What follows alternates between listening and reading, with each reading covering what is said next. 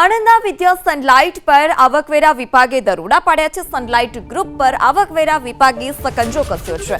વિદ્યા sunlight અને તેની સાથે સંકળાયેલા ગ્રુપ પર આઈટી વિભાગે દરોડા પાડ્યા। આ દરોડા દરમિયાન 700 કરોડના બેનામી વેપારો પણ મળી આવ્યા છે।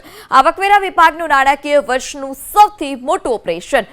આઈટીના દરોડામાં 400 કરોડના બિલ વગરના વેપારો મળી આવ્યા તો 200 કરોડના બુક બહારનું વેચાણ પણ સામે આવ્યું છે। જ્યારે બેનામી વેપારોના નાણાં આંગડિયા પેઢી મારફતે મોકલતા હતા અને હવે તપાસનો રેલો આંગડિયા પેઢી સુધી પણ લંબાવવામાં આવ્યો છે।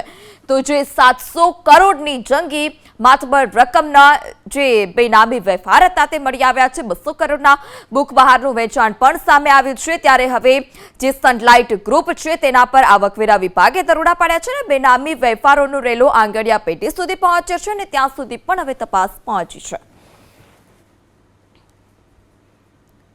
આગળ વાત પંચમહાલની તો પંચમહાલના ગોધરામાં જૂની બિલ્ડિંગમાં ભીષણ આગની ઘટના સામે આવી।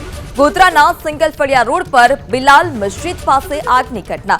બિલ્ડિંગમાં આવેલી 10થી વધારે મકાનો અને દુકાનો જે હતા તે આગની ચપેટમાં આવ્યા હતા। ગોધરા, હાલોલ, કાલોલ, લુણાવાડા શહેરની ફાયરની ટીમ ઘટના સ્થળ પર પહોંચી હતી। 10થી વધારે ફાયરની ટીમ ઘટના સ્થળ પર પહોંચી હતી અને આગ પર કાબુ મેળવવા જહેમત પણ ઉઠાવી। આગ લાગવા પાછળનું ચોક્કસ કારણ હજી સુધી સામે નથી આવ્યું। આ આગની ઘટનામાં કોઈ જાનહાનિના સમાચાર નહીં।